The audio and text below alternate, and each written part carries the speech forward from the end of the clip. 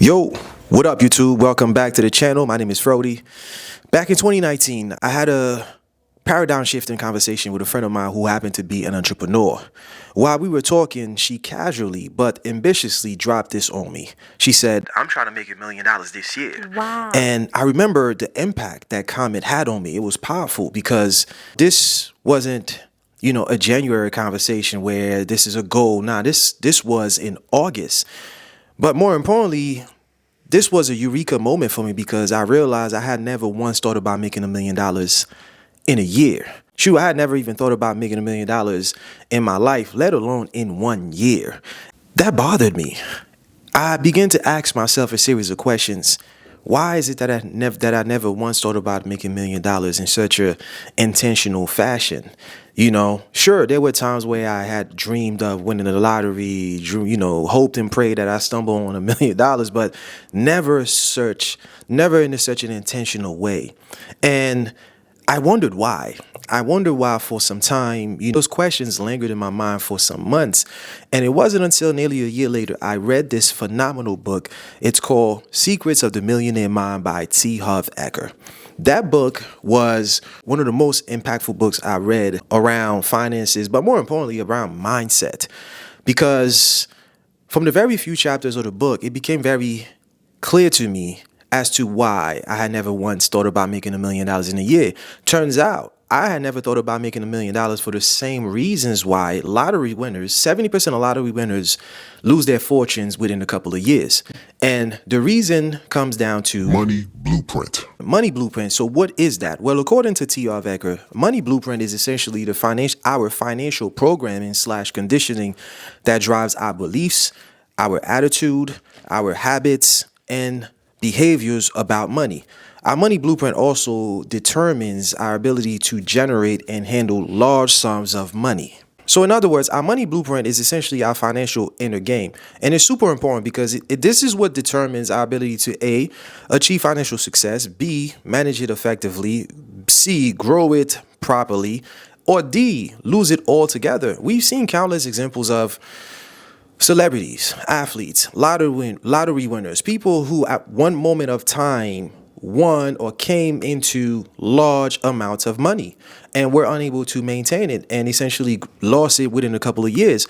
I've always wondered, why is it that most lottery winners essentially lose the money? What is it about it? Is it because the money is cursed? Well, it turns out it doesn't have anything to do with the curse. It has everything to do with the fact that for many of those folks, right, their money blueprint was not optimized to handle such large amount of money. So imagine you making $25,000 on Monday and then you're doing lottery and then on Friday you won $500 million. That's a huge jump. And the problem with that is, and the author suggests that the vast majority of people don't have the internal capacity to create and hold on to vast amounts of wealth or the challenges that come with such large amount of wealth. And it's interesting because turns out Biggie Smalls was actually correct. More money equals more problem. So you may be wondering, how is this money blueprint formed? Well, according to the author, our money blueprint is comprised of past information / conditioning that we receive, especially in our childhood. And the main sources of our programming come from our parents, primarily, friends, family, teachers, media, and also our culture. Every child is taught how to deal, how to feel, how to think about money from their childhood. And interestingly enough, the lessons we learn about money is what turns into our programming, and that programming is what runs us even as adults, unbeknownst to us, because it's all within our subconscious mind. So this is very powerful because here we are as full-blown adults, essentially moving our behaviors, our beliefs, our attitude, our habits about money comes from other people. And in some cases, for those of you if you were lucky enough, you had parents who were savvy about money, so you were taught how to deal with money in a very savvy and smart way.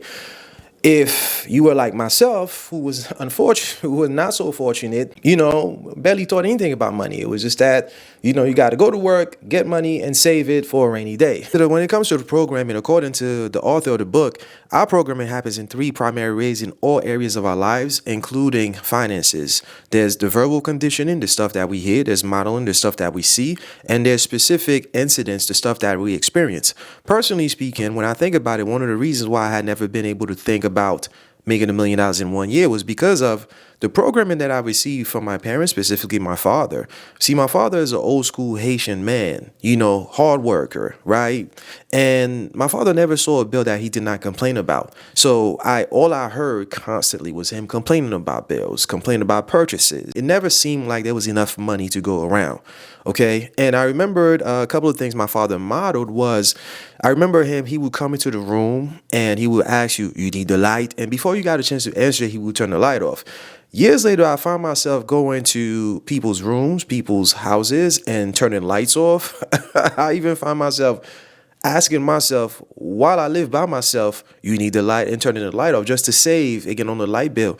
And I think about all of this conditioning play a role in me developing a scarcity mindset around finances. And I realized there was no way I was ever going to be able to think about making $1 million with that kind of conditioning.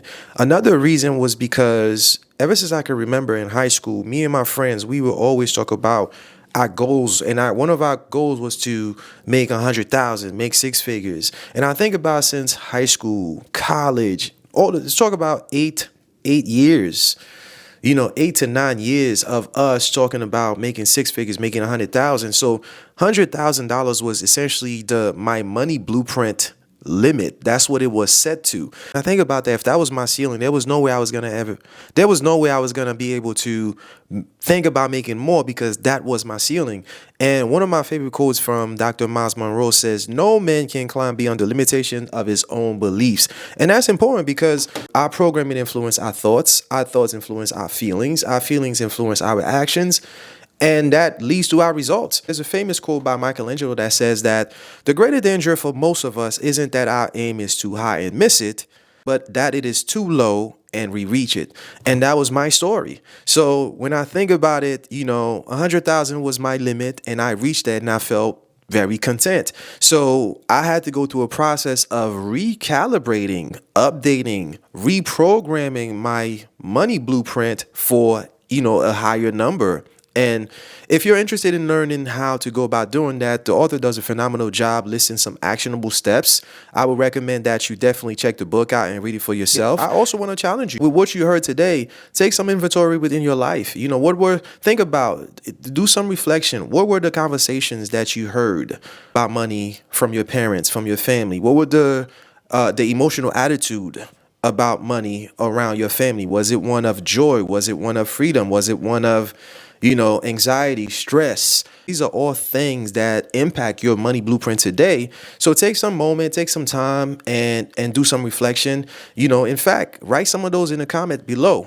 Oh, by the way, if you enjoyed today's topic and the video today, do me a huge favor and, like and subscribe, share with a friend or 2 or 10.